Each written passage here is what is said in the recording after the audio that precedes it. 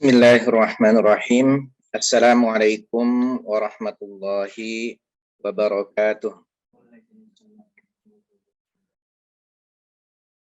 Innal hamdalillah nahmaduhu wa nasta'inuhu wa nastaghfiruh wa na'udzu billahi min syururi anfusina wa min sayyiati a'malina. Man yahdihillahu fala mudilla lahu wa man yudlil fala hadiyalah. Asyhadu an la ilaha illallah wahdahu la syarika lah. Asyhadu anna sayyidana wa nabiyyana Muhammadan abduhu wa rasuluhu la nabiyya ba'dah. Allahumma fassalli wa sallim wa barik ala sayyidina Muhammad wa ala ali sayyidina Muhammad. Amma ba'du, qala Allah Ta'ala fil Qur'anil Karim, a'udzu billahi minasyaitonir rajim. Bismillahirrahmanirrahim. Awalam yatafakkaru fi anfusihim ma khalaqallahu as-samawati wal arda wa ma bainahuma illa bil haqq wa ajalin musamma wa inna katsiran minan nasi bi liqa'i rabbihim lakafirun. Shadaqallahul azim wa shadaqa rasuluhun nabiyul habibul karim wa nahnu ala dzalika minasy syahidin wasyakirin walhamdulillahi rabbil alamin. Bapak Ibu sekalian yang dirahmati Allah Subhanahu wa taala, wabil khusus orang tua kita, guru kita, pembimbing kita, itu Bapak Kiai Muhammad Suharli, mata'anallah bituli hayatihi wa nafa'anallah bi'ulumihi fid dharain, fid darid dunya wa daril akhirah. Juga orang tua kita, ibunda kita, Ibu Hajah Melani Laimena Suharli, Ibunda Hajah Dewi Motu Pramono, Ibunda Hajah Tita Yudi, dan Bapak Ibu sekalian yang mohon maaf tidak saya sebutkan satu persatu, namun insya Allah tidak mengurangi rasa hormat dan takzim saya kepada Bapak Ibu sekalian. Seraya mari sama-sama kita berdoa memohon kepada Allah Subhanahu wa taala, mudah-mudahan Allah Subhanahu wa taala senantiasa memberikan kepada kita hati yang istiqomah untuk selalu mau mendekatkan diri kita kepada Allah Subhanahu wa taala dan mendekatkan diri kita kepada junjungan besar kita Nabi Muhammad sallallahu alaihi wasallam. Amin amin ya rabbal alamin. Puji syukur kehadirat Allah Subhanahu wa taala atas berbagai nikmat dan karunia yang dilimpahkan kepada kita sekalian. Nikmat yang luar biasa banyaknya yang Allah katakan di dalam kalamnya, di dalam firman-Nya, di dalam wahyunya, wa in ta'uddu ni'matullahi la tuhsuha. Dan seandainya kalian ingin berniat untuk menghitung nikmat Allah, la tuhsuha, maka kalian tidak akan dapat menghitung nikmat Allah Subhanahu wa taala yang begitu banyaknya. Mulai dari nikmat harta, nikmat panjang umur, nikmat kesehatan, sampai kepada nikmat yang paling terbesar sebenarnya. Tapi seringkali manusia melupakan itu sampai saat ini Allah masih menanamkan nikmat iman dan Islam ke dalam hati sanubari kita. Saya secara pribadi khawatir kalau kita kurang mensyukuri atas nikmat yang ini, Allah marah, karena Allah katakan di dalam Al-Quran juga dalam ayat yang lain, kita bersyukur terhadap nikmat Allah Subhanahu wa taala, maka Allah akan tambah. Tapi seandainya kita lupa dan tidak mensyukuri atau bersifat kufur kepada nikmat yang telah Allah berikan, yaitu berupa nikmat iman dan Islam, maka azab Allah adalah sangat pedih. Kita khawatir diangkat nikmat iman dan Islam dari hati sanubari kita masing-masing. Na'udzubillah min dzalik. Sedikit kita bahas mengenai pertemuan sekitar, kalau tidak salah, pertemuan kita yang ke-53 dan 54. Di situ kita membahas sebuah hadis yang cukup panjang, ya, sekedar kita mereview kembali. Ya, hadis ini bagi saya secara pribadi mengandung dua makna. Yaitu yang pertama maknanya adalah mengajarkan kepada kita untuk tetap bersikap rendah hati, walaupun dengan mungkin segudang ilmu yang sudah kita punya dan sebegitu banyak ibadah-ibadah yang sudah dikerjakan. Ya. Karena ibadah dan ilmu yang sudah Allah berikan ini hakikatnya adalah nikmat dari Allah Subhanahu wa Ta'ala. Tapi itu bukan jaminan bahwa orang yang memiliki ilmu banyak dan luar biasa, ibadah yang luar biasa, lantas itu menjamin bahwa dia adalah ahli surga. Ya. Hadisnya di satu sisi membuat diri saya secara pribadi takut. Di sisi yang lain kelanjutan hadisnya membuat saya secara pribadi memiliki semacam harapan. Hadis yang diawali tentang penciptaan manusia. Ya, ini seringkali sudah disampaikan oleh guru kita Bapak Muhammad Suwarli bahwa Allah Subhanahu wa Ta'ala membuktikan kekuasaannya. Allah memiliki sifat al-qudrah. Allah memiliki sifat irodah. Irodah dan kudrah Allah Subhanahu wa Ta'ala ini sifatnya mutlak. Kekuasaan Allah ini sifatnya mutlak. Tidak ada yang lebih berkuasa kecuali Allah Subhanahu wa Ta'ala. Tidak ada yang lebih berkehendak kecuali Allah Subhanahu wa Ta'ala. Ya. Sampai kemarin sempat pada saat saya mengisi acara 40 hari mengenang wafatnya salah seorang jamaah daripada Al-Amin di daerah Cinere, sempat ada yang bertanya mengenai bagaimana ketika Allah menciptakan, misalnya kita terlahir di Indonesia dalam keluarga yang muslim, sehingga kita terlahir sebagai seorang muslim. Sementara ada di belahan lain orang yang lahir di negara, misalnya negara Vietnam, negara yang mayoritas penduduknya bahkan hampir 100% adalah komunis atau tidak beragama. Mereka seperti tidak punya pilihan. Mereka seperti tidak punya kuasa untuk memilih, saya ingin dilahirkan menjadi seperti orang yang dilahirkan di Indonesia dalam keadaan muslim. Nah, bagaimana ini? Apakah ini menunjukkan bahwa seolah-olah Allah itu tidak adil atau bagaimana? Saya menyampaikan kepada orang yang bertanya tentang pertanyaan tersebut bahwa di antara sifat Allah itu adalah iradah dan qudrah. Iradah Allah Subhanahu wa Ta'ala adalah ingin melakukan yang seperti itu. Menetapkan si A, si B, si C lahir di Indonesia, si Z lahir di negara yang komunis sehingga dia terlahir sebagai seorang komunis misalnya, atau sebagai seorang non-muslim. Iradah Allah adalah seperti itu. Maka Allah wujudkan iradahnya. Keinginan Allah itu Allah wujudkan. Allah ciptakan kondisi yang seperti itu. Itu namanya qudrah. Ya. Itu namanya kuasa penuh Allah Subhanahu wa Ta'ala. Allah ingin menciptakan seperti itu. Dan kita tidak memiliki kuasa apa-apa untuk menentang atau mempertanyakan hal ini. Kenapa Allah lakukan seperti itu?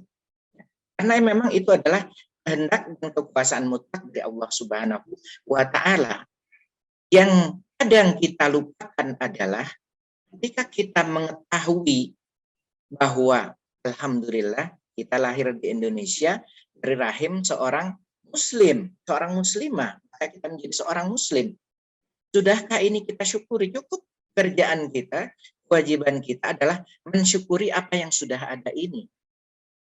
Sementara kita mempertanyakan tentang kehendak Allah seperti yang tadi. Ya, ada sebagian orang yang non-muslim atau dilahirkan dalam keadaan non-muslim, sementara kita melupakan. Kita mempertanyakan Allah, kenapa Allah seperti itu? Tidak menjadikan semuanya adalah sebagai seorang muslim. Ya. Ini menunjukkan bahwa Allah berkehendak seperti itu.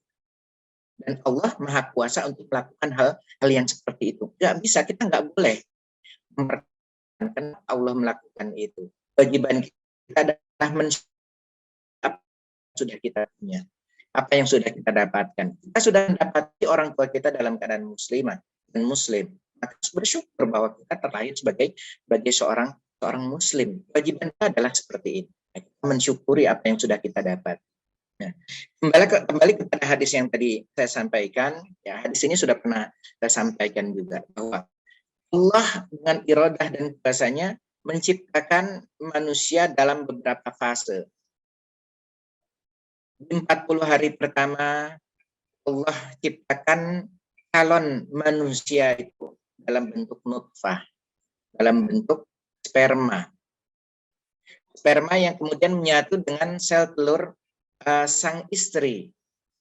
Sehingga kemudian masa 4 hari pertama ini terjadilah pembuahan.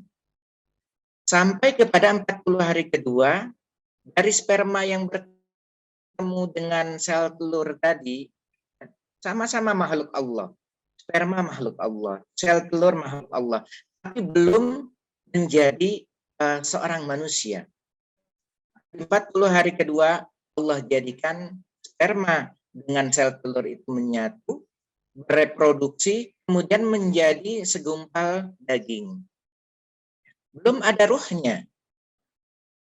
Kemudian di 40 hari berikutnya, 40 hari yang ketiga artinya sudah memasuki hari ke-120 atau bulan keempat, baru kemudian Allah sempurnakan bentuk ciptaannya dari segumpal daging tadi, membentuk ada hidung, ada mata, kok ya ada yang bentuk hidungnya mancung, ada yang bentuk hidungnya mancungnya ke dalam, ya. Ada yang warnanya putih, ada yang warnanya hitam, ada yang coklat kuning langsat, muncul kaki, muncul tangan, dalam bentuk manusia yang sempurna, mendekati kesempurnaan. Nah, barulah setelah terbentuk manusia dalam bentuk yang sempurna tadi, Allah perintahkan malaikat untuk meniupkan roh kepada ada di dalam rahim seorang wanita tadi. Allah perintahkan malaikat untuk meniupkan ruh, sambil Allah perintahkan juga untuk malaikat pencatat untuk mencatat takdir daripada orang tadi. Apakah takdirnya takdir yang baik atau yang buruk, usianya berapa, meninggal di mana, dalam keadaan seperti apa, amal perbuatannya seperti apa, apakah selama hidupnya dia melakukan perbuatan baik ataukah perbuatan buruk, rezekinya seperti apa, apakah rezekinya banyak, dia menjadi seorang kaya, ataukah rezekinya sedikit, sehingga dia menjadi seorang miskin. Sampai kepada penentuan akhir hidupnya nanti, akhir kehidupannya nanti, di akhirat, apakah dia berbahagia ataukah dia sengsara, masuk ke dalam surga atau masuk ke dalam neraka. Itu ditiupkan roh sambilan dituliskan oleh malaikat atas perintah Allah, dituliskan hal-hal yang tadi saya sampaikan.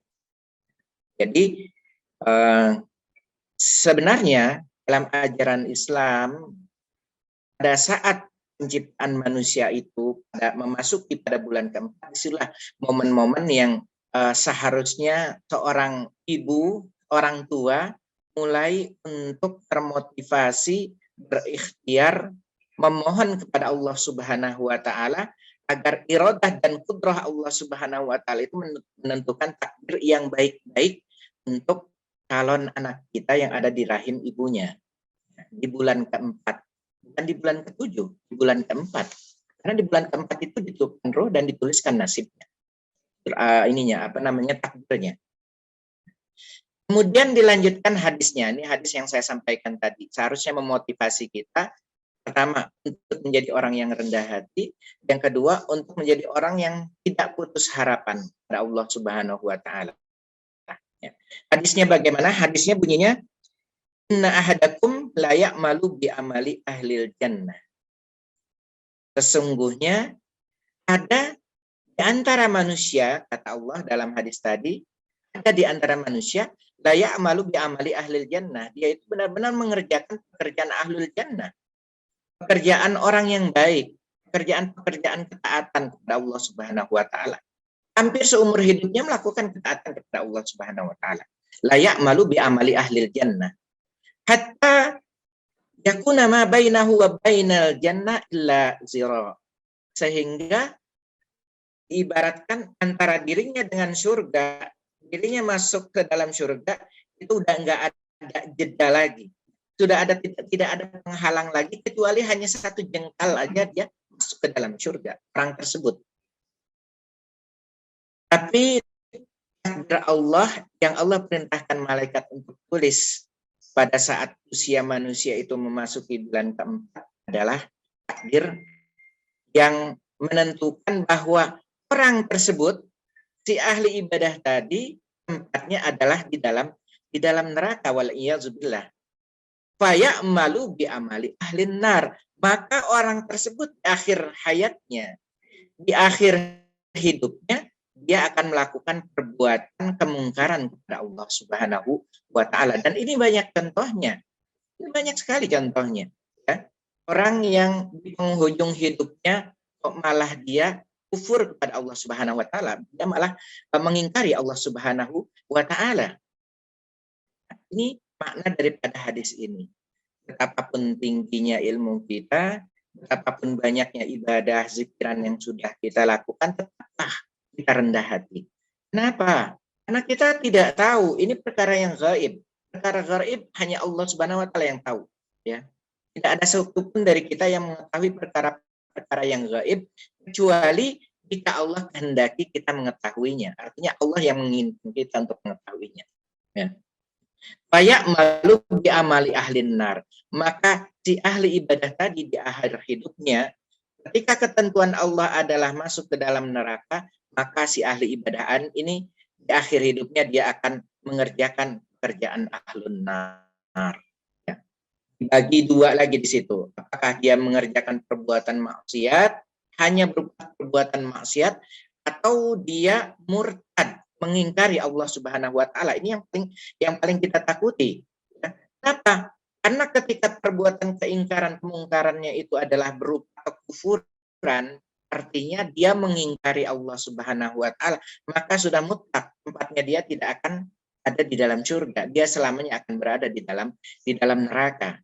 Tapi kalau ketentuannya bahwa dia mengingkari Allah dalam bentuk perbuatan maksiat, tidak sampai kepada kekafiran, maka orang tersebut akan Allah masukkan ke dalam neraka, tapi di akhir hidupnya tetap dia akan dimasukkan ke dalam surga. Nah, itu ada dua sifat di situ. Nah, ini hadis yang pertama yang membuat kita seharusnya selalu bersikap tawadhu, bersikap rendah hati. Nah, jangan sampai kita menyombongkan diri kita. Jangankan menyombongkan diri kita dengan ilmu dan ibadah kita, ya. Kita sekedar ujub, berbangga, ya. Terkadang muncul perasaan seperti itu. Ketika malam tadi kita habis tahajud 8 rakaat ditambah dengan witir 3 rakaat, ada perasaan ujub, ada perasaan kayak berbangga. Oh, ternyata saya hebat bisa tahajud 8 rakaat. Dan hampir setiap malam saya lakukan ini, ya. Padahal hakikatnya dia melakukan itu adalah karena kehendak Allah Subhanahu wa taala. Allah yang menghendaki dia melakukan itu. Bangun tengah malam kemudian dia melaksanakan salat tahajud. Itu kehendak Allah Subhanahu wa taala, bukan kehendak dirinya. Bukan kekuasaan dirinya mampu melakukan itu. Kemudian kelanjutan hadisnya adalah wa inna ahadakum la ya'malu bi amali ahlin nar. Ada di antara kalian, Allah ini mengajarkan kepada kita agar kita itu tidak berputus asa, tidak berpatah semangat sampai akhir hidup kita untuk berharap kepada Allah Subhanahu wa taala, ya. Apa hadisnya? Inna ahadakum la ya'malu bi amali ahlin nar. Di antara kalian, ya, di antara manusia ada yang pekerjaannya itu adalah pekerjaan ahlun nar. Dia selalu berbuat maksiat. Terkadang penglihatan kita sebagai manusia menghadapi orang yang seperti ini, kita suka mencemooh, mencela, meremehkan. Itu muncul begitu saja dalam hati kita. Ini sebenarnya adalah perbuatan yang dilarang oleh Allah Subhanahu wa taala. Ketika kita melihat kemungkaran, memang kita diperintahkan untuk membenci kemungkaran tersebut. Tapi yang sering terjadi pada diri kita adalah kita membenci bukan kepada perbuatannya, tapi kepada manusia yang melakukan perbuatan kemungkaran tersebut. Ini yang nggak boleh. Kenapa? Ada hadisnya yang seharusnya kita pahami, bahwa inna ahdakum malu bi amali ahlin nar. Di antara kalian, kata Allah melalui hadis Rasulullah, ada orang yang Allah takdirkan pekerjaannya itu pekerjaan ahlun nar, selalu perbuatan maksiat. Segala macam perbuatan maksiat dilakukan. Tapi ternyata kudrah dan iradah Allah pada saat malaikat meniupkan ruh dan menuliskan catatan takdirnya adalah orang ini masuk ke dalam surga. Maka kata Allah, fayamalu bi amali ahlil jannah. Di akhir hidupnya orang tersebut akan mengerjakan perbuatan ahlul jannah.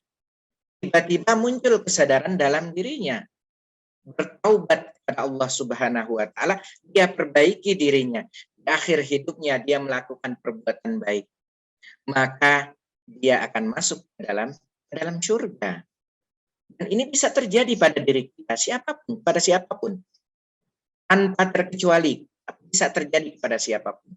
Ya, makanya ketika Allah sudah takdirkan kita, alhamdulillah terlahir sebagai seorang muslim, orang tua kita muslim, kita tinggal dalam lingkungan yang muslim, disekolahkan di sekolah yang bersifat islami, kemudian diberikan pendidikan yang bagus, pendidikan Islam, yang ada adalah kita bersyukur kepada Allah Subhanahu wa taala. Kenapa? Karena kudrah dan iradah Allah adalah menentukan kita mendapatkan takdir yang seperti ini.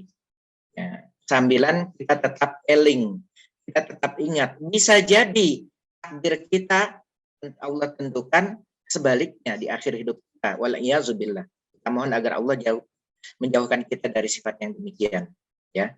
Nah, jadi dari hadis yang tadi saya sampaikan, kembali saya utarakan bahwa ada dua pelajaran yang bisa kita ambil.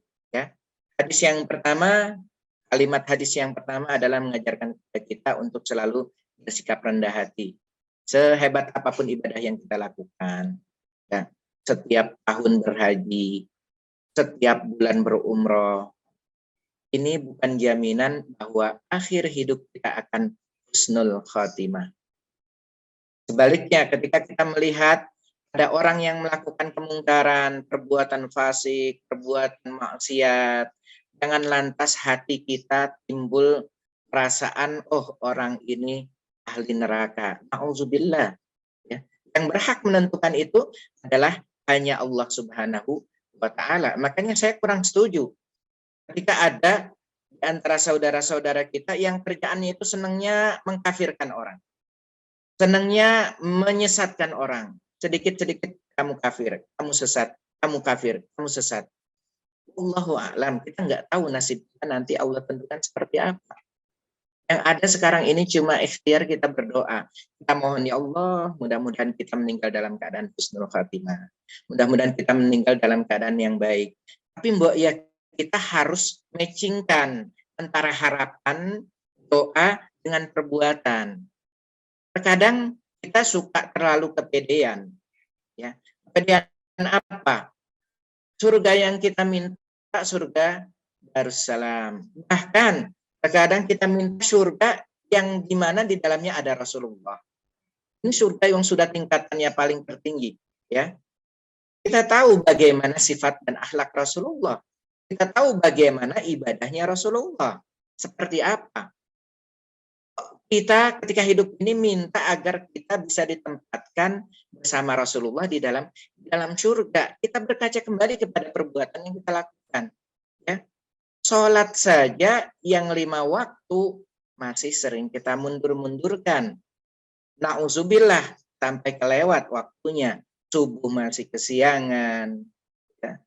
Sholat-sholat yang lain masih di akhir waktu. Tidak kita iringi, kita tambahkan ibadah-ibadah yang sunnah. Ya. Minta meninggal dalam keadaan berpuasa, dalam keadaan sujud, dalam keadaan sholat, di Masjidil Haram, di Masjid Nabawi, tapi ibadah yang kita lakukan hanya seperti ini. Ini sulit untuk bisa matching takdir kita yang Allah tentukan seperti walaupun bisa saja terjadi karena kenyataannya ada. Kenyataannya ada orang yang banyak melakukan perbuatan maksiat, tiba-tiba di akhir hidupnya Allah tentukan dia diampuni seluruh dosanya hanya sebab dia memberikan makan atau minum seekor binatang. Itu ada contohnya. Itu artinya apa? Allah cuma ingin menunjukkan kekuasaannya. Aku maha kuasa. Aku boleh dan aku bisa melakukan hal yang seperti itu. Nah, tapi kita agar prosentasenya itu paling enggak 50-50 lah. Kalau memang kita tidak bisa berharap 90%, 10%, 90% meninggal dalam husnul khatimah, bahkan kalau bisa 100% meninggal dalam keadaan husnul khatimah. Paling tidak 50-50, kita imbangi ya antara hajat, antara doa, antara harapan, antara keinginan kita meninggal husnul khatimah dengan perbuatan kita. Ya. Sedekah aja kita malas, sedekah aja sering kita perhitungan, kemudian kita ingin agar Allah tentukan takdir kita dalam keadaan husnul khatimah. Ini sulit untuk, bukan berarti nggak mungkin, bisa terjadi kalau Allah berkehendak. Tapi prosentasenya mungkin menjadi kecil buat kita untuk mendapatkan yang seperti itu. Kan secara logikanya, ketika kita ingin meninggal dalam keadaan berpuasa, dalam keadaan sholat, berarti harus kita perbanyak puasanya. Sehingga dalam sehari-hari yang dalam satu hari ada 365 hari. Dalam satu tahun ada 365 hari. Kita berpuasa Ramadan hanya selama 30 hari. Dan hanya puasa Ramadan yang kita kerjakan 30 hari itu. Kita berharap 30 ini chance kita untuk bisa meninggal dalam keadaan berpuasa. Enggak kita imbangi dengan puasa-puasa sunnah. Hari-hari yang sebanyak 330 hari. Ya, dipotong dengan ada hari-hari yang diharamkan. Seperti Hari Raya Idul Fitri, Hari Raya Idul Adha, Hari Tasyrik, 3 hari. Ya, 5 hari dipotong berarti dalam satu tahun 330 hari kesempatan kita untuk bisa melakukan ibadah-ibadah puasa sunnah. Kalau ingin akhir hidup kita dalam keadaan berpuasa, maka kita tingkatkan yang 330-nya ini. Ditambahkan dengan apa? Dengan berpuasa sunnah Senin, Kamis. Kalau bisa puasa yang saumud dahar. Setiap hari kita berpuasa. Kalau setiap hari kita berpuasa selama 360 hari dari satu tahun 365 hari. 5 hari tidak boleh berpuasa karena diharamkan. Berarti sisanya 360 hari. 360 hari kita berpuasa, maka kesempatan kita untuk bisa meninggal dalam keadaan berpuasa besar. Tapi kalau cuma 30 hari, dari 360 hari, ya prosentasenya cuma nggak sampai 10% untuk bisa meninggal dalam keadaan berpuasa. Begitu juga meninggal dalam keadaan sholat. Kalau sholat dalam satu hari hanya kita kerjakan 5 waktu saja, zuhur, asar, maghrib, isya, subuh, mungkin kesempatannya prosentasenya lebih sedikit dibanding dengan orang yang selalu rutin mengerjakan sholat-sholat sunnah. Kenapa? Karena waktu yang dia gunakan banyak untuk beribadah kepada Allah Subhanahu wa Ta'ala. Nah, makanya saya ingatkan kembali antara permintaan kita, doa kita kepada Allah husnul khatimah dengan ibadah amaliyah yang kita kerjakan itu harus seimbang, kita tingkatkan. Wallahu a'lam bishawab.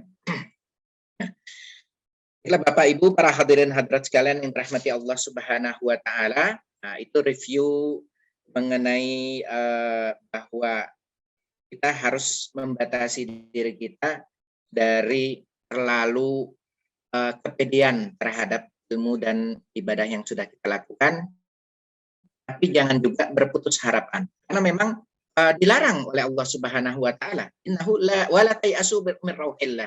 Jangan berputus asa dari rahmat Allah Subhanahu wa Ta'ala. Bahkan Allah sudah tekankan di dalam ayat suci Al-Qur'an, kalau nggak salah di surah Az-Zariyat. Saya agak lupa. Bunyi ayatnya itu artinya bahwa katakanlah wahai Muhammad, bahkan kepada orang yang dosanya itu sudah keterlaluan. Dosanya itu sudah seluas langit dan bumi. Katakan bahwa Allah mengampuni seluruh dosa. Innallaha yaghfirudz dzunuba jami'an. Allah mengampuni semua dosa, kecuali dosa kemusyrikan. Kita musyrik belum sempat bertaubat, maka Allah tidak akan ampuni. Tapi dosa-dosa yang lain, selagi masih Allah berikan kesempatan untuk bertaubat, kemudian kita bertaubat, maka Allah ampuni dosa kita. Ini tujuannya apa? Agar kita tidak putus harapan. Karena putus harapan itu adalah sifatnya setan. Iblis itu nggak punya harapan sama sekali untuk masuk ke dalam surga. Dari sejak awal, ketika ia membangkang untuk bersujud kepada Nabi Adam, kemudian Allah laknat, sejak saat itu pula iblis sudah putus harapannya. Nggak punya harapan sama sekali untuk bisa masuk ke dalam surga. Sedangkan kita masih punya harapan. Ditambah lagi dengan hadis yang tadi. Bahkan kepada orang yang dalam keseharian hidupnya itu melakukan perbuatan maksiat, bisa jadi takdir Allah adalah orang itu masuk ke dalam surga, maka di akhir hidup dia bertaubat, kemudian dia melakukan perbuatan ketaatan kepada Allah Subhanahu wa taala, maka masuklah ia ke dalam surganya Allah Subhanahu wa taala. Wallahu a'lam bishawab. Dan kita lanjutkan dengan sifat-sifat wajib bagi Allah. Kemarin kita sudah sampai membahas sifat wahdaniyah sudah. Nah, sifat yang ke-9, sifat Allah yang ada sebanyak 20, yang mudah-mudahan kita semua sudah berusaha untuk menghafalnya. Ya, ini bagaimana mungkin kita bisa memahami maknanya kalau hafal aja kita belum. Sifat wajib bagi Allah ada berapa? Ada 20. Apa saja sebutkan? Nah, ini dari sejak SD sudah diajarkan. Wujud dan baqa mukhalafatu lil hawadithi yamuhu binafsihi wahdaniyah qudrat iradat ilmu hayat sama basar kalam qadirun muridun alimun hayyun sami'un basirun mutakallimun. Nah, ini udah hafal atau belum? Belum hafal. Kalau belum hafal, hafalkan. Karena ini sifat yang wajib kita ketahui. Bagaimana mungkin kita bisa mendekat kepada Allah Subhanahu wa taala, kita bisa mengenal Allah Subhanahu wa taala tanpa kita mengetahui sifat-sifatnya Allah seperti apa. Kita pahami dulu, kita hafalkan dulu. Ya, paling tidak kita hafalkan dulu. Setelah hafal baru kita pahami maknanya. Kemarin sudah sebagian sudah kita pelajari maknanya sampai kepada sifat yang ke-9 sekarang. Di antara sifat Allah adalah al-ilmu. Al-ilmu wa huwa sifatun qadimatun qa'imatun bidzatihi ta'ala ya'lamu bihal asya. Sifatnya Allah itu ilmunya, sifat ilmunya Allah itu universal. Universal meliputi segala macam. Kadang kita suka lupa, ya. Ada teman kita atau kenalan kita, atau ketika kita buka-buka YouTube atau buka media sosial, di situ ada ditampilkan orang yang ilmunya itu luar biasa, bisa menciptakan pesawat terbang, bisa menciptakan mobil bisa terbang. Itu kita sudah merasa takjub dengan orang yang bisa menciptakan itu. Padahal orang yang bisa menciptakan hal-hal yang hebat seperti ini, itu ilmu yang Allah berikan itu enggak lebih dari hanya setetes air yang menetes dari jari kita ketika kita celupkan ke lautan. Jika kita berada di lautan, pinggir pantai, kita iseng celupin tangan kita ke laut, kita angkat, satu air yang menetes dari jari kita, itu adalah ilmu yang Allah berikan kepada manusia. Kepada orang yang paling terhebat di atas muka bumi itu, ilmunya nggak lebih dari setetes itu. Selebihnya, air yang ada di lautan, samudra, yang ada di atas dunia ini, berapa samudra yang ada di dunia, luar biasa banyak. Itulah ilmunya Allah Subhanahu wa taala. Kalaulah kita sudah bisa kagum dengan orang yang bisa menciptakan pesawat terbang, mengapa kita lupa untuk mengagumi Allah yang menciptakan orang itu? Inilah yang namanya tafakur. Kita bertafakur. Orang yang menciptakan ini saja sudah bisa kita kagumi, tapi kita sering lupa untuk mengagumi Allah, apa hebatnya Allah Subhanahu wa taala. Kita sudah kagum ketika sekarang ada teknologi Google Map, Waze. Kalau kemana-mana kayak kemarin ketika mengisi acara di Cinere, nggak tahu sama sekali, saya nggak paham sama sekali jalannya. tinggal kirimin alamatnya ke Mbak Dea. Udah sebutin, tinggal ngikutin aja. Belok kiri, belok kanan. Kok bisa tahu itu alat itu ya? Alat ini bisa tahu ternyata. Tapi kita mengagumi orang yang bisa menciptakan teknologi ini. Tapi kita kurang mengagumi zat yang menciptakan orang yang bisa menciptakan teknologi ini. Kalau seseorang aja sudah bisa menciptakan teknologi seperti ini, mengetahui kita ada di mana, ya, dengan membawa handphone, kita bisa terlacak kita lagi ada di mana. Ya. Kita bisa terlacak ada di mana. Bagaimana mungkin kita bisa merasa ragu bahwa Allah tahu perbuatan kita walaupun kita lakukan di dalam tempat yang sangat tersembunyi sekali. Nggak ada orang yang lain yang melihat. Padahal Allah Maha mengetahui. Allah Maha melihat. Allah Maha mendengar. Itu adalah di antara sifat-sifatnya Allah Subhanahu wa taala. Al-ilmu. Ilmunya Allah meliputi segala macam. Meliputi seluruhnya tanpa batas. Tidak terbatasi oleh dimensi waktu dan dimensi tempat. Allah Maha mengetahui. Ya. Makanya ketika Allah katakan bahwa di tempat yang tersembunyi sekalipun, di tempat yang bahkan bergeraknya seekor semut di Soviet, seekor semut berjalan di atas batu, semut hitam jalan di atas batu hitam, kedengaran. Allah tahu, Allah dengar. Karena apa? Karena Allah Maha mendengar. Karena Allah Maha mengetahui, ilmunya Allah meliputi sampai seperti itu. Tapi terkadang kita suka keimanan kita sering tertutupi oleh hawa nafsu kita. Bukannya kita tidak meyakini, bukannya kita tidak paham bahwa Allah Maha mengetahui setiap perbuatan kita, tapi hawa nafsu kita sering menutupi keimanan kita. Karena kita ingin melakukan suatu perbuatan, hal perbuatan tersebut dilarang oleh Allah Subhanahu wa taala, karena merasa tidak ada yang melihat, maka kita lakukan perbuatan tersebut. Bukan berarti kita enggak paham bahwa Allah mengetahui. Kita paham, kita tahu bahwa Allah tahu.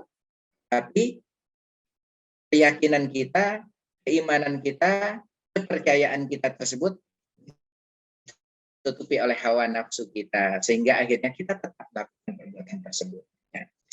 Itu adalah sifat al-ilmu. Dan dalil, banyak sekali dalil-dalil yang mengupayakan bahwa Allah itu maha mengetahui. Di antaranya adalah surah Al-Mujadalah, innallaha bikulli syai'in alim. Sesungguhnya Allah maha mengetahui segala sesuatu. Wa indahu mafatihul ghaib la ya'lamuha illa huwa wa ya'lamu ma fil barri wal bahri. Dan di sisi Allah lah, artinya Allah yang memiliki mafatihul ghaib. Kunci-kunci perkara-perkara yang gaib itu Allah yang maha mengetahui. La ya'lamuha illa huwa. Enggak ada yang mengetahui kecuali perkara gaib kecuali Allah Subhanahu wa taala. Wa ya'lamu ma fil barri wal bahri. Allah maha mengetahui apa yang ada di darat, apa yang ada di laut. Wa ma tasqutu min waraqatin. Dan tidaklah jatuh sebuah daun illa ya'lamuha, kecuali Allah mengetahuinya. Ada berapa banyak daun yang jatuh hari ini, saat ini, di atas dunia ini. Itu satu persatu Allah tahu daun, berapa banyak daun yang jatuh. Sampai seperti itu ilmu Allah Subhanahu wa taala. Wala habbatin fi zulumatil ardi wala radbin wala yabisin illa fi kitabum mubin. Segala perkara yang ada di atas dunia ini, terbaik itu perbuatan manusia ataupun keadaan alam, kondisi alam, bahkan semut yang berjalan di atas batu yang tadi saya sampaikan, semut hitam berjalan di atas batu di tengah kegelapan malam, Allah mengetahui dan Allah mendengarnya. Kenapa? Karena Allah memiliki sifat al-ilmu. Allah memiliki sifat sam'u. Allah memiliki sifat al-basaru. Ditambah keyakinan kita dengan alim, sami, basir. Hanya Allah lah yang memiliki sifat alim, hanya Allah lah yang memiliki sifat sami, hanya Allah lah yang memiliki sifat basir. Dan sifat-sifat Allah seperti ini sifatnya universal, tidak ada batasannya, tidak terbatasi oleh dimensi waktu, tidak terbatasi oleh dimensi tempat, meliputi segala sesuatu. Wallahu a'lam bishawab. Alhamdulillah sudah Jam 5 seperti tadi disampaikan, selanjutnya akan disampaikan nasihat agama dan zikir dari guru kita Kiai Haji Muhammad Suarli. Kurang lebihnya saya mohon dibukakan besar-besarnya, mudah-mudahan ada manfaat dari apa yang saya sampaikan. Hadanallahu wa iyyakum. Wassalamualaikum warahmatullahi wabarakatuh. Waalaikumsalam warahmatullahi wabarakatuh.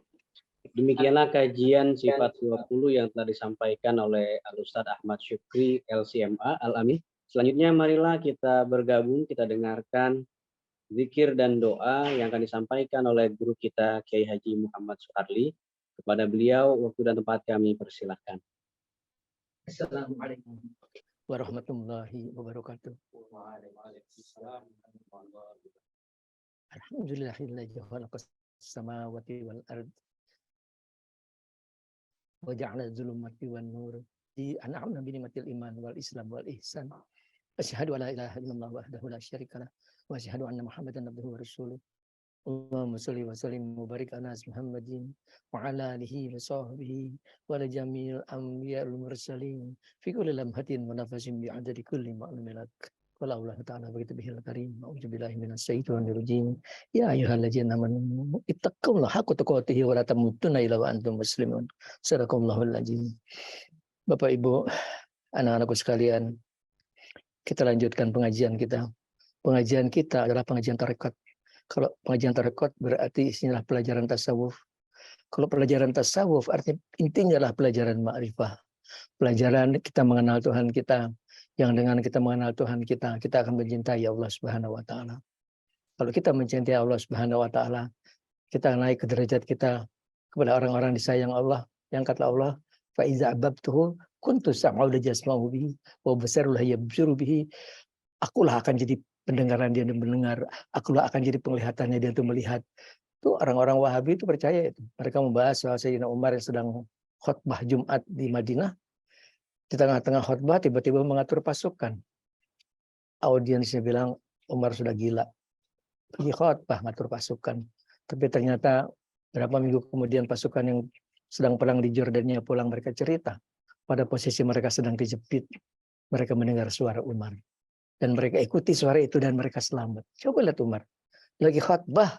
Dia lihat pasukannya di Jordania sedang kejepit. Dan dia ngomong suaranya sampai ke Jordania. Itulah wali Allah. Itulah orang-orang disayang seperti Allah. Tadi saya bilang kalau sampai ke derajat disayang oleh Allah, dia akan sampai ke derajat seperti itu. Yang saya pernah cerita tentang senior saya, tahun 93 saya ketemu di Masjidil Haram, saya cium tangannya, beliau ciumin pipi saya. Kita pisah, pulang ke tanah air, sampai tanah air saya telepon ke rumahnya, ke tempat rumah singgah, ke santrinya saya tanya, Mbah Yai sudah kembali dari Mekah? Jawabannya itu luar biasa. Mbah Yai tahun ini tidak berangkat haji, katanya. Tidak berangkat haji. Mau saya ketemu di Mekah. Itulah mereka-mereka yang sanggup. Bismillah mereka sampai di Mekah. Jadi itu bukan kebetulan ketemu saya. Memang beliau cari saya. Beliau cari saya untuk ketemu sekedar untuk mendoakan. Itulah para wali-wali Allah. Jadi sudah kita bahas buat tingkatan pengenalan kita, makrifah kita pada Allah pertama adalah makrifah secara nama dan sifat. Sedang dibahas tadi oleh Ustaz Syukri. Ini pelajaran yang paling dasar, tapi tetap harus dikuasai. Tetap harus dikuasai supaya kita bisa merasakan gitu. Kalau kita melihat betapa gunung itu nggak ada yang tabrak, itulah bumi itulah bintang di langit itu nggak ada yang tabrakan. Kita mengenal sifat Allah yang menjaga, Allah yang menjaga bumi tetap berputar. Kalau kita melihat ini bumi berputar terus, kita melihat betapa maha kuasanya Allah. Kalau bumi itu diam tidak bergerak, akan ke sorot matahari, hancur kehidupan. Suhu naik 100, 200, 300 terbakar semuanya kehidupan. Kita akan mengagumi sifat-sifat Allah, dia yang maha kuasa, dia yang maha menciptakan. Kita merenungi telur diaduk-aduk jadi omelet. Diremin kok bisa keluar anak ayam. Itu paling gampang ditafakurin. Coba tafakurin, coba mau berpikir. Jangan jahil, jangan bilang di mana-mana telur diremin juga keluar anak ayam. Coba renung. Betapa ajaibnya yang dari putih kuning bisa ada kakinya, bisa ada bulunya, ada patoknya, dan ada kehidupan. Siapa berikan kehidupan? Itulah dia yang maha hidup, yang memberikan kehidupan. Al-Hayyu Al-Muhyi. Jadi pentingnya kita tahu sifat-sifat tadi supaya kita mengaitkan kepada tafakur kita. Tafakur kita melihat kepada sifat-sifat Allah tadi. Dan puncak daripada ma'rifat adalah ma'rifat bil qalbi. Mengenal Tuhan, mengenal Allah dengan hati kita. Inilah sekarang sedang kita bahas. Meskipun saya menginginkan semua anak-anak saya, Bapak Ibu, terlatihlah selalu tafakur. terlatih selalu berpikir melihat, kalau tadi Ustaz Supri bicara soal teknologi yang sudah sangat maju, betapa sekarang orang sudah bisa mobil, bisa terbang. Coba renung, coba renung. Itu yang membuat siapa manusia? Manusia itu ciptaannya siapa? Ciptaan Allah Subhanahu wa taala. Allah lah yang menciptakan manusia yang segitu pintarnya tadi. Allah lah yang maha pintar. Sampai kepada kesimpulan bahwa dialah yang berilmu, dialah yang maha pintar. Selalu jangan pernah berhenti tafakur. Coba lihat manusia. Ada 7 miliar, nggak ada yang sama tuh. Nggak ada yang sama. Nggak ada yang sama, kita ini berenam sini nggak ada yang sama. Begitu hebatnya Allah Subhanahu wa taala menciptakan. Coba asal orang mau merenung, orang akan mengagumi Allah Subhanahu wa taala. Melihat bintang ke langit, 1, 2, 3, 4, 5 juta, 2 juta, semiliar. Di balik bintang ada bintang, di baliknya ada bintang, di baliknya ada bintang. Di mana ujung itu bintang? Nggak ada ujungnya. Itulah gambaran maha. Allah maha kuasa, kekuasaan Allah tidak terbatas. Maha agung, keagungan Allah tidak terbatas. Dialah yang segalanya tidak terbatas gitu. Jadi kuasailah nama dan sifat, dan terlatihlah untuk selalu tafakur. Nilainya tinggi sekali. Tafakur saat khairun min ibadatis sana. Tafakur sesaat lebih utama dari ibadat setahun. Kalau tadi kita merenungi telur tadi, kita memuji Tuhan, ya Allah, Rabbana ma khalaqta hadza batila, subhanaka faqina adzabannar. Itu ada surat Al-Imran 190. Kalau mau lihat doa tadi, ada yang nanya saya, di mana Pak doa itu? Rabbana ma khalaqta hadza batila, subhanaka faqina adzabannar. Di Al-Imran 190 atau 191.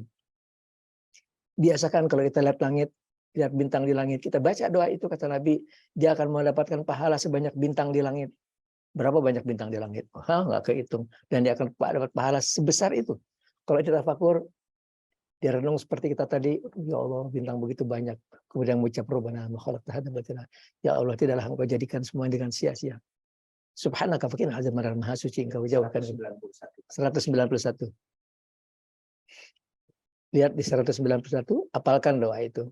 Supaya kalau kita melihat sesuatu, kalau kita melihat ombak lautan yang begitu luas, kita baca Rabbana ma khalaqta hadza batila, kita akan mendapatkan pahala sebanyak air di laut, sebanyak titik air di laut. Luar biasa. Nilai tafakur itu luar biasa. Biasakan untuk tafakur. Jadi Al-Quran diturunkan bukan cuma buat dibaca-baca, di lagu-lagu. Bukan untuk itu Al-Quran diturunkan. Dapat pahala dibaca, iya dapat pahalanya. Tapi tujuannya bukan untuk itu. Untuk dimengerti, ditafakuri, dan diamalkan. Huda lil muttaqin itu untuk ditafakuri dan diamalkan. Bukan untuk dibaca-baca sembari nggak ngerti lagi. Baca-baca nggak ngerti, mah di lagu-lagu aja. Sekian juz. Apa habis saya hafal Quran apa ya? Habis selesai saya tamat Quran itu 30 juz dalam 1 bulan. Setiap malam saya 1 juz. Itu dibandingin orang baca surat Al-Fatihah 3 kali aja, banyak orang baca Fatihah 3 kali. Dia dapat pahala 2 kali khatam Quran. Al-Fatihah itu dibaca sekali aja sudah 2/3 Al-Quran. Dibaca 3 kali sudah 2 kali Al-Quran. Kalau yang mencari pahala. Kalau mencari pahala bukan itu. Harusnya orang baca Quran tuh setiap malam cuma 20 ayat aja, 30 ayat aja. Tapi coba renungkan setiap ayat tadi. Coba lihat tafsirnya. Harus punya buku tafsir. Tafsir Ibnu Katsir di antara rekomendasi yang bagus buat kita punya. Kita lihat tafsir Ibnu Katsir. Ayat ini turunnya maksudnya apa? Kadang-kadang hubungan antara lafziahnya dengan maksudnya itu berbeda jauh sekali. Kita harus lihat asbabun nuzulnya. Kita nggak tahu asbabun nuzulnya. Kita tahu kalau kita baca tafsirnya tadi. Di situ dijelaskan, oh ini turunnya seperti ini, maksudnya seperti ini. Sehari 30 ayat itu bagus. Renungi, tafakuri, baca, dimengerti, artinya ada di situ, tafakuri, dan itu nilainya tinggi sekali. Daripada dibaca-baca begitu aja, buang begitu aja, nilainya kecil sekali. Kecil sekali. Jadi kita bahas masalah, dia ini ada gambar ininya, kita bahas masalah bahwa kalau kita bicara soal tadi, ma'rifat bil qalbi. Kalau kita bicara soal ma'rifah dengan hati kita, konsepnya adalah manusia punya 4 mata, kata Rasulullah, 2 di kepala, 2 di hati. Dengan 2 di hati itulah kita melihat alam semesta, kita melihat kerajaan Allah Subhanahu wa taala. Kita melihat dunia jin. Kenapa kebanyakan manusia tidak bisa melihat mata hatinya? Karena tertutup oleh dosa dan tertutup oleh penyakit hati. Jadi awalan perjalanan rohani kita tuh kemarin sudah saya bahas, kita bersihkan hati kita dari dosa. Cuman kemarin saya kurang jelas itu. Harusnya bersihkan hati dari dosa yang kepada Allah dan yang kepada manusia. Dua-duanya harus dibersihkan. Nggak cukup cuma bersihkan hati, dosa kepada Allah. Harus dosa kepada manusia diselesaikan, dibersihkan gitu. Kalau dosa kepada Allah mah gampang. Malam-malam salat 2 rakaat, salat tobat, baca astagfirullahaladzim, la ilaha illallah wa la ilaha illallah wa atubu ilaih. 100 kali aja Allah sudah mengampuni. Sudah tahu Allah sudah saya ampunin, beres. Nggak ada dosa lagi. Yang susah itu dosa kepada manusia. Biasakan kalau kita ketemu teman-teman selalu kita salaman, kemudian kalau laki kita cium pipis, beri salawat buat Nabi yang pendek aja. Allahumma sholli wa sallim ala sayyidina Muhammad, sambil maaf lahir batin, Allah sudah mengampuni dosa kita dan antara kita. Itu begitu kata Rasulullah. Kalau kita ketemu orang, kita baca salawat. Kalau nggak mau keras-keras dalam hati juga boleh. Allahumma sholli wa sallim ala sayyidina Muhammad, dan kita minta maaf lahir batin. Urusan kita dan dia sudah selesai. Ya kecuali kalau urusannya hutang. Hutang bayarlah hutangnya. Bayarlah. Kalau nggak mau bayar bilang, saya nggak mampu bayar itu. Nggak mau bayar, saya cicil ya. Boleh cicil. Kalau memang sudah nggak mampu, kesianlah, sudah bebaskan aja. Udahlah, saya kasihkan aja buat kamu.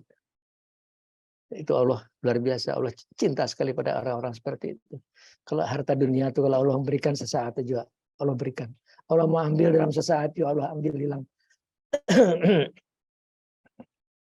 Dan dunia itu nggak akan kita bawa masuk ke dalam kubur kok.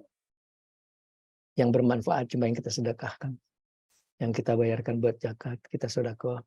Kalau sekarang saya selalu cerewet ngajak semua Bapak Ibu, anak-anak saya sekalian, ayo sedekah. Ayo sedekah, itu nilainya tinggi sekali. Tinggi sekali. Mau kita puasa pahalanya buat kita, haji pahalanya buat kita, sholat pahalanya buat kita. Cuma sedekahlah. Ada orang lain menikmati ibadah kita. Kita melihat senangnya orang menerima sedekah kita. Makasih Pak, mudah-mudahan panjang umur, didoakannya kita. Padahal kita bukan minta didoain kok. Kita minta ridhonya Allah aja. Allah ridho apa yang kita kerjakan. Gitu. Sekarang lah waktunya. Kalau tidak nanti kita masuk kubur, kita dihidupkan ke dunia lagi. Gimana Pak Sabri? Rabbi laula hartani idzan qarib fa asadaqu min sholihin. Ya Allah, kalau Engkau berikan saya sesaat lagi hidup ke dunia, saya mau sedekah. Dia bilang dia mau sedekah, bukan mau sholat, bukan mau haji, bukan mau umroh, bukan mau puasa, dia mau sedekah. Itu menunjukkan betapa nilai sedekah luar biasa. Luar biasa sedekah itu menghalangi 70 bahala. Bahala kehalang oleh sedekah tadi. Sedekah itu mengangkat derajat. Sedekah itu menghapuskan dosa. Sedekah itu luar biasa. Dan itu gampang gitu. Artinya tidak ada bacaan harus dibaca. Cuman ikhlasnya kita aja memberikan sedekah kepada orang lain. Di awalan perjalanan rohani dalam tasawuf, dalam ma'rifah bil qalbi itu membersihkan hati kita dari dosa, baik kepada Allah maupun kepada manusia. Jadi kita bahas kepada Allah mah gampang karena Allah Maha Pengampun.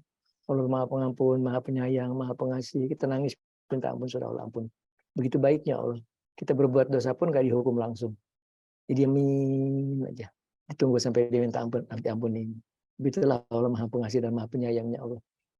Dosa kepada manusia tadi selesaikan. Semua orang kita pernah kenal. Kita salam, kita telepon. Cuma buat bilang, apalagi kalau lagi event lebaran itu bagus sekali. Minta maaf lahir batin, minta ridhonya, minta ikhlasnya. Bilang, iya, selesai ada. Insya Allah hati kita bersih. Insya Allah hati kita nggak punya dosa. Tapi tetap kita belum bisa merasakan kehadiran Allah di hati kita. Sebelum kita membuang penyakit-penyakit di dalam hati kita. Kita bahas kemarin 4 serangkai takabur, ujub, riya, sum'ah. Dan yang paling banter itu takabur. Takabur itu parah sekali menutupi hatinya. Tidak mungkin orang bisa merasakan kehadiran Allah di hatinya kalau dia masih sombong. Tidak mungkin. Tidak mungkin. Dan itu bukan cuma penyakitnya para orang kaya atau penguasa. Itu juga penyakitnya para ulama. Kalau dia sudah ngerasa, oh, aku hafiz, aku tuh baca kitab ini, kitab itu. Lihat orang lain itu kecil gitu. Kecil. Terus sudah seperti itu, jauh sekali. Tak akan mungkin dia melanjut ke tahap yang lebih tinggi. Nggak akan mungkin. Buang takabur dengan kesadaran. Cuma Allah yang boleh sombong. Cuma Allah yang boleh sombong. La yadkhulul jannata man kana fi qalbihi misqala dzarratin minal kibr. Tidak bisa masuk surga kalau di hati kita ada seatum aja kesombongan. Ya Allah, seatum aja sudah nggak bisa masuk surga. Bagaimana kalau sombongnya berbakul-bakul? Buang dari hati kita. Insya Allah perlahan pasti kita akan mulai merasakan kehadiran Allah. Meskipun masih samar-samar. Itu harus dibantu dengan zikir kita Al-Latif. Ya Latif, Ya Latif, Ya Latif, Ya Latif. 16.641. Itu angka dari 129 kali 129. Dulu saya mula-mula amal tuh 109 kali 100. 12.900. Terus Mbah Fajarnya udah meninggal, dia datang tuh. Salah Kiai. 16.641. Jangan tanya kenapa gitu. Yang tanya kenapa? Kenapa ya salah? Kenapa yang udah salah? Kenapa yang benar yang ini? Ya, patuh aja. Kalau mereka wali Allah, mereka hatinya tajam, mereka tahu gitu. Kita alhamdulillah kita punya pembimbing seperti itu. Yang ada alhamdulillah aja. Dan beliau sudah berkata, kamu dan seluruh murid kamu akan sama-sama saya di akhirat. Ya Allah, sama-sama beliau di akhirat itu kan luar biasa. Beliau itu kan surganya surga Firdaus. Kita doa kita ya Allah mahantas salam, meminkas salam, wa'ilaihi salam, wa'adhilnal jannata darussalam. Mintanya cuma berani minta surga darussalam, enggak berani minta surga Firdaus. Itu bukan surganya kita, surganya para wali Allah, surganya para nabi. Kalau betul seperti itu, insya Allah gitu. Insya Allah kita akan sama-sama. Karena cuma tempat itulah kita bisa ketemu Rasulullah. Kita bisa cium tangan Rasulullah di tempat itulah. Itulah tempat yang sangat susah sekali untuk dimasuki, kecuali dengan kesucian hati, dengan hati yang bersih. Bersih nggak punya dosa, bersih nggak punya penyakit hati. Jaga terus hatinya untuk tidak punya penyakit hati. Kemudian tadi, ya Latif, ya Latif, ya Latif, ya Latif, ya Latif. Setelah saya sampai di situ, hati kita akan makin tajam sekali. Kita mulai merasakan kehadiran Allah di hati kita. Meskipun masih samar-samar, Pak Sugadi. Samar-samar, karena itu harus dibantu dengan salawat. Maka itu tahapan berikutnya, tahapan mendekat kepada Nabi. Salawat kita 1000. Salawat yang paling pendek, Allahumma sholli wa sallim ala Muhammad. Das gitu aja yang paling pendek. Yang itu saya bagus sekali. Allahumma sholli wa sallim wa barik ala Muhammad bi'adadi kulli ma bilang. Kita salawat, mudah-mudahan Allah melimpahkan salawat dan salam keberkahan kepada Nabi Muhammad sebanyak segala sesuatu yang engkau ketahui. Berapa banyak Allah ketahui, tidak terhingga. Kita minta salawat kita dihitung jumlahnya sebanyak itu, sebanyak jumlah yang tidak diketahui. Itu luar biasa, salawat itu bagus sekali. Bagus sekali.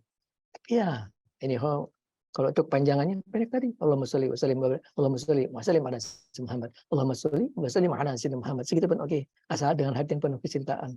Sampai guru-guru kita ngajarkan kita kalau kamu makan mulut kamu bismillah, hati kamu salawat. Sampai sebegitunya. Karena salawat itu menghapuskan dosa di antara fadilah salawat itu. Mengangkat derajat, menghapuskan dosa, membuat doa kita dikabulkan oleh Allah Subhanahu wa taala.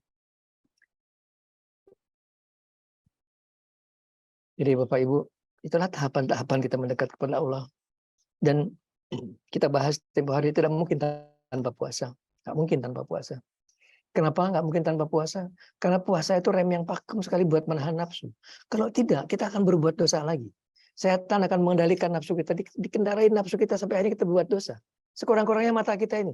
Mata kita ini mulai jelalatan lihat-lihat yang nggak boleh dilihat. Gitu. Itu harus ngecap di hati kita. Terutama laki-laki itu. Jangankan sampai berbuat, Pak Suri. Baru dilihat aja pakai nafsu sudah ngecap di hati kita. Dan kalau kita puasa, hati kita kuat sekali untuk kita menundukkan pandangan kita untuk tidak melihat terus gitu. Jangan terus, liatin terus gitu. Asik nih. Setan akan menggoda kita terus. Setan itu luar biasa. Pintar sekali dia menggoda kita. Tipu-tipu dayanya itu luar biasa. Tipu-tipu. Jadi kalau tidak cuma dengan ketajaman mata hati kita sadar dari setan, bukan dari Allah. Cuma dengan ketajaman mata hati. Itulah yang kita harus asah terus ketajaman mata hati kita yang bersih, suci dari dosa, suci dari penyakit hati. Itu pun belum cukup untuk kita mendekat kepada Allah Subhanahu wa taala kecuali dengan zikir. Zikir itulah yang Allah berkenan merubuhkan tabir-tabir. Karena banyak sekali tabir hijab di antara kita dan Allah banyak sekali. Satu persatu akan rubuh dengan zikir tadi. Sampai akhirnya tiba di pintu yang paling ujung. Itulah pintu yang tidak bisa dibuka. Tidak ada ikhtiar buat bisa dibuka itu pintu. Yang kata Sayyidina Abu Bakar, Maha Suci Allah yang tidak menjadikan sebuah torekot untuk saya bisa mengenal Allah, untuk bisa membuka pintu terakhir tadi. Itu terserah Allah untuk siapa boleh dibukakan pintu tadi. Kalau begitu terbuka, dia akan ketemu Allah Subhanahu wa taala. Itulah sebuah derajat yang kalau sudah sampai di situ, lidah mereka akan keluh. Kebanyakan mereka akan diam aja, nggak pernah mau ngomong. Hampir saya ketemu semua para wali Allah sampai mereka nggak ngomong, diam aja. Mulutnya keluh untuk sudah ketemu Allah Subhanahu wa taala. Jadi itulah yang diirikan oleh Musa. Musa tidak iri melihat Muhammad sanggup melihat Allah. Musa tidak sanggup, kata Allah, Musa, kamu lihat depan kamu, kalau kamu sanggup, kalau gunung itu sanggup melihat saya, kamu akan sanggup. Begitu Allah tajalli dapat gunung-gunungnya cair, Musanya pingsan. Musa tidak iri melihat Muhammad sanggup melihat Allah Subhanahu wa taala, tapi Musa iri melihat ribuan umat Muhammad sanggup melihat Allah Subhanahu wa taala. Siapa itu? Itulah para wali-wali Allah. Itulah kata beliau, betapa aku ingin menjadi umatnya Muhammad. Kita sudah jadi umatnya Muhammad sekarang, alhamdulillah. Tinggal kita pelihara. Paling tidak ya kalau jadi tentara, jangan kopral-kopral banget gitu. Ya kapten, mayor gitu. Jangan kopral-kopral banget gitu. Tapi kan murid bagaimana gurunya? Kalau gurunya lulusan SD, muridnya SD aja. Muridnya lulusan SMA, guru SMA yang muridnya SMA aja gitu. Kalau guru kita profesor-profesor ya mudah-mudahan kita S1 aja dapat lah, mudah-mudahan. Sejelek-jeleknya masih insya Allah masih lumayan. Anta ma'aman ahbabta. Kamu akan bersama dengan orang yang kamu cintai. Kalau kamu cinta kepada para waliullah, insya Allah di akhir-akhir mereka akan manggil kita. Sini nggak? Sini sama-sama. Akan panggil kita untuk sama-sama. Yang kata Imam Ghazali, kita duduk aja, duduk manis di depan seorang waliullah. Itu lebih utama dari 1000 rakaat sholat, kata Imam Ghazali. Itulah dulu yang membuat saya setiap minggu saya datengin guru saya yang nomor 2 itu. Mulai terus saya datengin, sebenarnya beliau nggak pernah ngajar, diam aja. Cuman alhamdulillahnya beliau ngadepin saya. Gitu. Ngadepin saya duduknya. Terus saya minta doa, Bin. Jangan saya ngerti suruh zikir tuh. Zikir, katanya zikir. Dia minta doa terus. Zikir, ya zikir. Terus saya datengin terus. Sampai akhirnya beliau mulai mau ngajar. Pelajaran pertamanya tuh wujud tidak mana apa tuh sih. Tapi begitu ngajar itu aja Pak Sukri beliau sudah menunjukkan sebuah karomah. Yang rokoknya tuh dibuka dari masih belum terbuka, dibuka, satu dia kasihkan saya, satu dia isep, nyalakan apinya. Saya punya emang sebagaimana rokok jarum, ininya tuh kuning, dia punya warnanya hijau. Sengaja dilihat-lihatin ke saya gini. Nah, kalau kamu betul ma'rifat kepada Allah, mau bilang hijau aja di hijau gitu. Sama seperti saya ketemu pertama kali dengan guru yang terakhir ini, yang saya lihat jam tangannya tuh udah jam tangan Casio yang udah lama banget gitu. Saya pikir kalau saya balik lagi saya bawain jam yang bagus. Saya waktu itu lagi pakai jam Breitling. Saya belikan lagi Breitling lebih bagus dari saya punya. Ya nggak terlalu mahal, tapi juga murah 25 juta harganya. Saya bawa anak saya Ali. Itu yang kedua kali. Saya bawa anak saya Ali. Sampai di sana beliau sudah nunggu. Baru aja datang katanya punya rumah. Saya cium tangannya. Saya minta ke Ali, mana jamnya Al? Saya mau pakaikan di tangan kirinya. Di tangan kirinya udah pakai jam seperti itu. Persis banget seperti itu. Sampai anak saya Ali, Pah katanya. Kaget, Pah. Itu artinya apa, Pah? Itu ngajar ke Papa nak. Kalau kamu ma'rifat kepada Allah, ya ginian mah gampang. Jamnya Suharli, ada sini jam. Itulah para wali Allah. Setelah itu tapi beliau tidak pernah menunjukkan apapun. Dia akan jadi kakek. Tidak pernah menunjukkan sesuatu yang istimewa. Dia cuma ngedoakan. Doakan terus. Ya alhamdulillah dalam hidup saya banyak sekali ketemu para wali-wali Allah. Banyak sekali. Tapi tadi kalau sudah mereka sampai ke derajat terbukanya pintu terakhir itu mereka akan diam aja. Nunduk diam aja. Kalau beliau mau menjawab sepatah dua patah itu bagus tuh. Kita doanya Jeng Kiai Sumuhun gitu. Segitu alhamdulillah. Sumuhun itu jaminan iya katanya. Saya doakan kamu. Kok mereka mau doakan kita insya Allah. Allah tidak pernah menolak doanya mereka. Dulu itu di setiap kabupaten ada orang seperti itu. Di seluruh kabupaten di Indonesia. Jadi banyak sekali jumlahnya. Sekarang cari satu aja susah. Dulu untuk pondok pesantren yang kakek-kakeknya para wali Allah sampai ke sini itu udah nggak ada lagi yang seperti itu. Di antaranya karena tadi satu itu kalau yang saya amati mereka belum bisa memecahkan pintu ujub riyah sum'ah takabur, belum bisa memecahkan pintu itu. Masih penuh dengan kebanggaan saya lah mursyid. Senang dengan gelar mursyidnya gitu. Duh. Adinda, ayo maju terus. Pecahkan tuh kaca takabur ujub riyah sum'ah, sadari kita tuh cuma makhluk Allah yang lemah. Makhluk yang dhaif. Kalau kita doa atau kita menghibah-hibah, Engkaulah Tuhan, saya lah hamba, ya Allah, ya Allah. Nasib saya terserah Engkau. Inilah hamba yang sering berbuat durhaka, tapi Engkaulah Tuhan yang Maha Pemaaf. Maafkan saya, ya Allah. Itu harus sikap kita seperti itu. Nggak usah diucap, dalam hati aja, selalu dengan hati yang kerendahan, penuh kerendahan. Allah akan sayang kepada kita, insya Allah. Perlahan tapi pasti kita mulai melihat sesuatu yang kita nggak bisa cerita ke orang lain. Ayo, saya pengen semuanya maju terus. Kalau Kiai saya udah selesai itu yang 40 hari kok saya belum bisa. Selesaikan 70 hari. Saya udah selesai itu tahapan 70 hari juga kok saya belum bisa. Ya ada yang salah di situ. Ada yang salah aja. Tadi itu coba buang dari hati kita penyakit-penyakit hati. Mungkin dosanya udah habis tuh. Tapi penyakit hatinya masih ada. Coba buang. Coba buang. Buang. Insya Allah perlahan pasti kita akan merasakan kehadiran Allah. Kita sholat, kita sambil nangis. Kita merasakan Allah selalu bersama kita dimanapun kita berada. Kita akan hati-hati. Ngomong hati-hati, Apapun berbuat pun hati-hati karena Allah selalu melihat kepada kita. Itulah baru tingkatan awal, Pak Syukri. Tingkatan awal di mana kita merasakan kehadiran Allah selalu bersama kita. Karena perjalanan rohani seperti itu nggak ada ujungnya, panjang sekali. Sampai ke pintu yang terakhir. Tanpa seorang mursyid nyari kita nggak akan mungkin sampai. Cuma mursyid kita lah yang akan menyeret kita. Menyeret kita terus sampai ke depan yang memungkinkan seperti itu. Itu pun susah banget. Coba pelajarannya di antaranya aja. Dimanapun kamu berada, kapanpun kamu ingat kepada Allah. Itu kalimat pendek banget. Tapi ngerjakannya kan nggak gampang ya. Nggak gampang di mana hati kita nggak lepas dari Allah. Di mana lagi makan pun hati kita kepada Allah. Lagi tidur pun hati kita nggak gampang gitu. Itu harus terlatih dengan terus-menerus seperti itu. Dan itu pun belum perjalanan akhir. Baru perjalanan awal-awal aja terus gitu. Tapi di situ aja kita kan sudah mulai banyak punya pengalaman rohani yang menarik. Kita mulai ketemu orang-orang hebat-hebat, mulai ketemu seperti itulah. Ya umur saya sekarang sudah 75 tahun Pak Syukri. Ayo mumpung masih ada saya bisa bimbing. Ayo semuanya yang serius gitu. Yang serius. Cuma dengan kemauan yang kuat lah bisa dicapai. Cuma dengan kemauan yang kuat lah bisa dicapai. Ya kalau ngurusin badan aja belum bisa, waduh berat Pak Syukri. Berat. Berarti kemauannya kurang kuat. Saya harus kurus. Bisa insya Allah. Dan perbuatan kita sesuai dengan keinginan kita.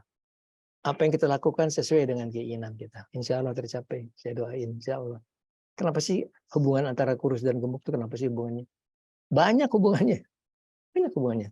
Kalau kita kurus tuh lebih gesit. Kita bangun malam itu kita lebih gesit. Kalau kita lebih gemuk, saya terasa di saya soalnya. Maunya jadi males gitu. Bangun terus susah bangunnya. Maunya tidur ya.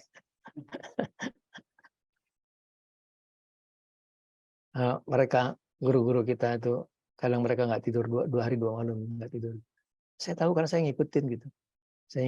Saya baru tidur sebentaran aja. Pergi sama-sama jalan-jalan sampai 1:30 saya mau tidur sebentar gitu. Dibangunin saya. Ngaji bangun. Besok saya tanya, "Mbak tidurnya kapan sih?" Saya baru ngeliat aja saya dibangunin lagi. "Tidurnya kapan sih?" Aku kalau ngantuk aku tidur. Coba jawabnya enak aja. Aku sih kalau ngantuk aku tidur katanya. Jawabnya enteng aja. Sementara saya lihatin seharian sama saya tahu dia nggak tidur. Saya tahu dia nggak tidur itu. Kita baru ngegeletak, belum sampai 1 jam sudah dibangunkan. Ngaji bangun. Padahal biasanya kita bangun jam segitu. Cuman itu kan baru capek di jalanan, di jalan penuh. Tapi itulah bagaimana mereka luar biasa memegangnya, itu luar biasa. Senang kita berdekat dengan mereka. Supaya kita senang sekali. Mereka nggak pernah ngajar ilmu ke kita.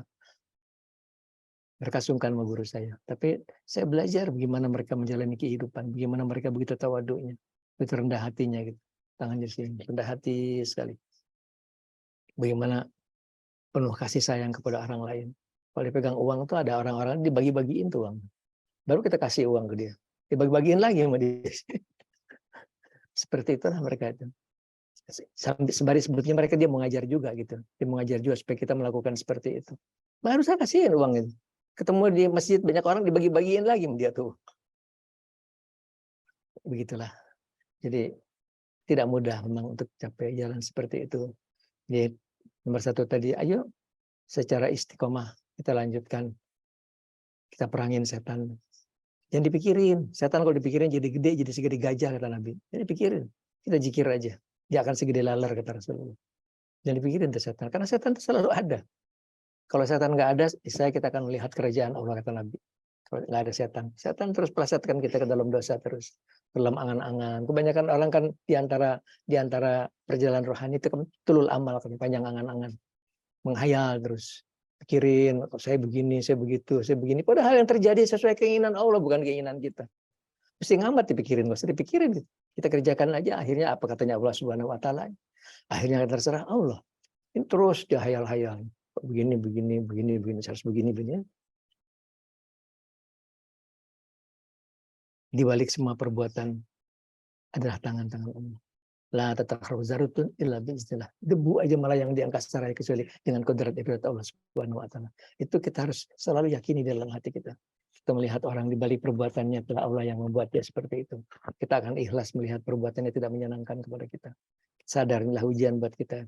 Ini ujian buat saya. Ada orang seperti ini. Tinggal kita menyikapinya dengan sabar. Sabar itu susah kok. Ya gimana caranya sabar? Sabar itu nggak bisa diusahakan. Sabar-sabar, tetap aja nggak sabar. Sabar itu as-sabru nisful iman, kata Nabi. Sabar separuhnya iman. Bagaimana iman orang, begitulah sabarnya dia. Imannya sedikit, sabarnya sedikit. Imannya banyak, sabarnya banyak. Dan iman tergantung amal. Amalnya banyak, imannya naik. Amalnya banyak, imannya naik. Amalnya banyak, imannya naik. Seperti itulah. Amal dan saling tarik-menarik. Dan amal tergantung pada ilmu. Ilmunya makin bagus, amalnya makin bagus, imannya makin bagus. Dan ilmu diantara yang paling menunjang untuk naikin derajat amal ada ilmu ma'rifat. Ilmu kita mengenal Tuhan kita nilainya tinggi sekali. Jadi kalau kata Nabi ada orang salat, 2 orang sholat, bacaannya sama, rukunya, sujudnya, semua persis sama. Tapi bedanya seperti langit dan bumi. Apa yang bedakan mereka? Ya derajat hatinya menghadapnya kepada Allah. Yang satu sholat sembari ngelamun, yang satu sholat sembari hatinya menghadap kepada Allah. Yang menentukan adalah derajat makrifat. Tidak mungkin hati kita menghadap kepada Allah kecuali kita mencintai Allah. Tidak mungkin kita mencintai Allah kecuali kita mengenal Allah. Jadi awalannya itu adalah ilmu mengenal Allah, ilmu makrifat. Inilah ilmu yang tidak dipunyai oleh para wahabi. Tidak ada wahabi makrifat kepada Allah. Tidak ada.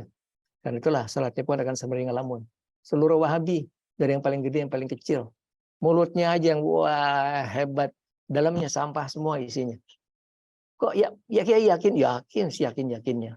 Karena cuma dengan kecintaan kepada Allah lah hati akan menghadap kepada Allah, baru dia akan salat dengan khusyuk. Mencinta kepada Allah itu harus dengan makrifat, harus dengan mengenal kepada Allah seperti yang kita bahas sekarang ini. Dan itu diawali dengan bersihkan hati kita dari dosa, bersihkan hati dari penyakit hati, baru kita akan sampai tahap demi tahap kepada kita bisa mencintai Tuhan kita. Kita cinta kepada Allah Subhanahu wa taala. 5:30. Cepat sekali waktu berjalan.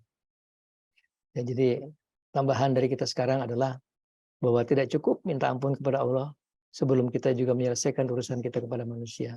Semua manusia. Ya, Mbak Dini terutama kepada suami. Hati pada suami itu.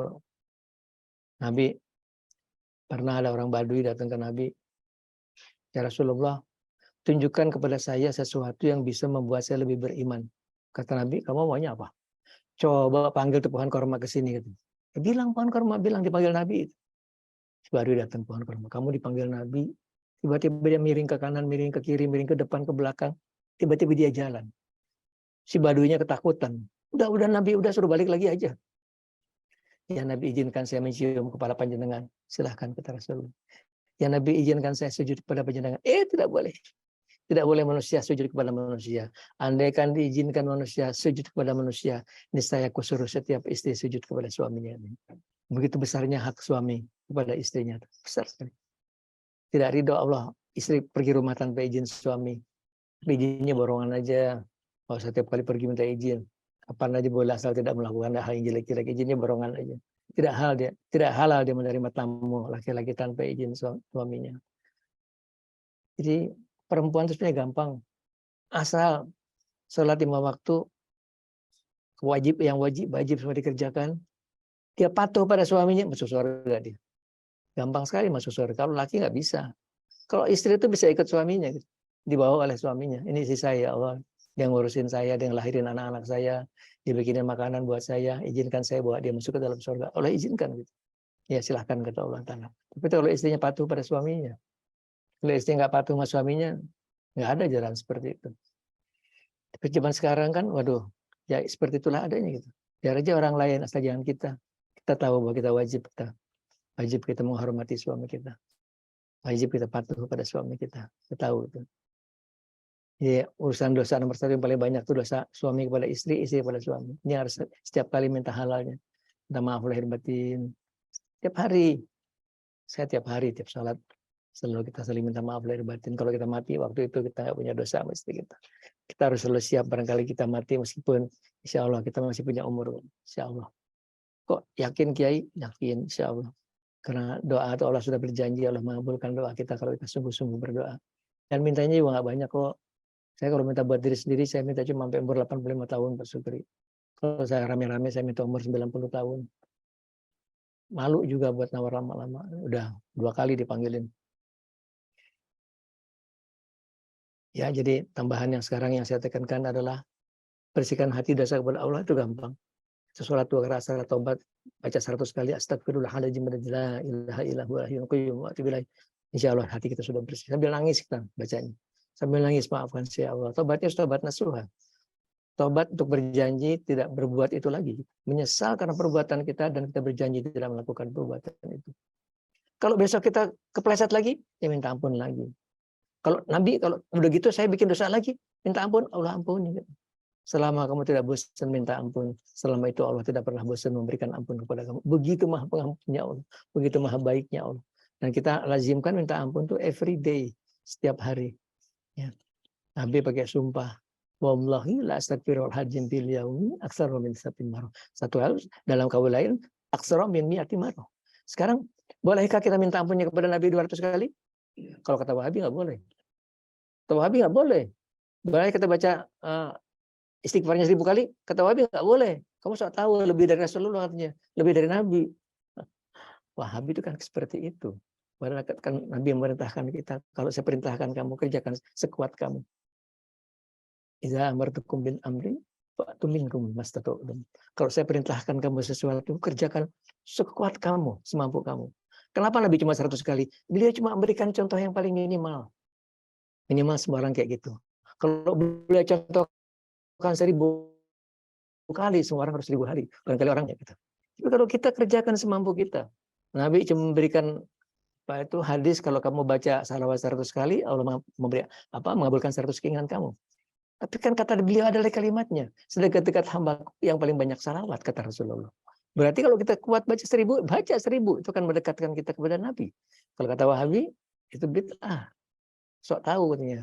Kamu lebih tahu, lebih dari Muhammad. Kan salah, keliru dia menafsirkan kalimatnya. Semua kalimatnya, nah hadis yang diucapkan itu betul. Cuma menafsirkannya yang keliru. Dia menafsirkannya itu harus sesuai dengan apa yang dikerjakan Nabi. Padahal salah.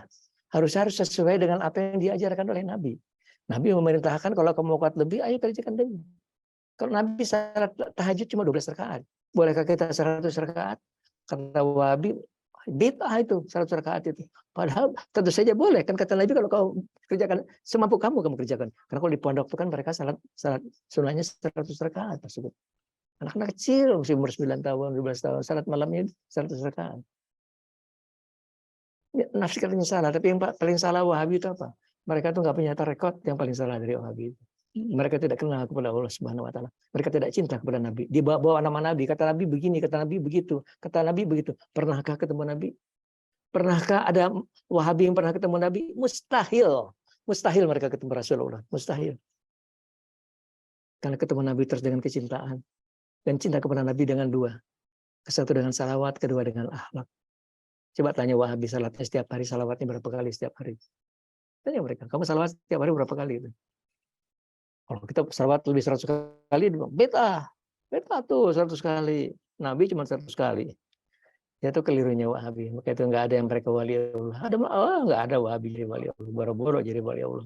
Besok kalau mereka mati, coba bawa ayam dikurung, taruh di atas kepalanya dia. Kita lihat ya, itu ayam makan jingkrak-jingkrak. Karena semua makhluk Allah mendengar jeritan ahli kubur kecuali manusia dan jin. Mereka melakukan hal-hal yang sudah sangat keliru, melarang orang melakukan maulid Nabi, melarang orang untuk mencintai Nabi. Boro-boro cinta, ngaku cinta kepada Nabi. Kuburan ibunya mau dibakar, coba. Ya Allah, astagfirullahaladzim, astagfirullahaladzim. Itu kelakuan Wahabi. Kalau melihat Wahabi, lihat tuh ISIS, itu Wahabi. Lihat itu Taliban, itu Wahabi. Itu Wahabi. Begitulah bengisnya mereka. Nggak ada nilai-nilai kasih sayang. Padahal Pak Sukri sudah bahas bahwa nilai-nilai agama itu dalam nilai-nilai kasih sayang. Allah tidak akan sayang kepada hambanya tidak memiliki kasih sayang gitu. Yang punya sikap belas asih. Udah nggak usah ngomongin Wahabi lah. Tapi kemarin saya kirimin, saya dapat dari orang tuh bagus sekali pembahasan tentang Wahabi. Wahabi dia jelaskan bagus sekali itu orang tuh. Dia bisa mengutip secara sejarah. Tahun sekian. Coba tolong sebarkan.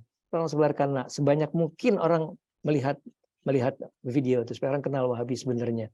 Di baliknya itu apa sih? Di balik tampilannya dia yang kayaknya bajunya bagus, jenggotnya omongannya Quran. Coba di balik itu apa sih isinya Wahabi?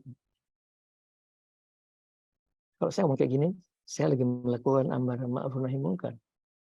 Saya tidak benci kepada orangnya. Saya benci kepada pahamnya. Pahamnya yang merusak.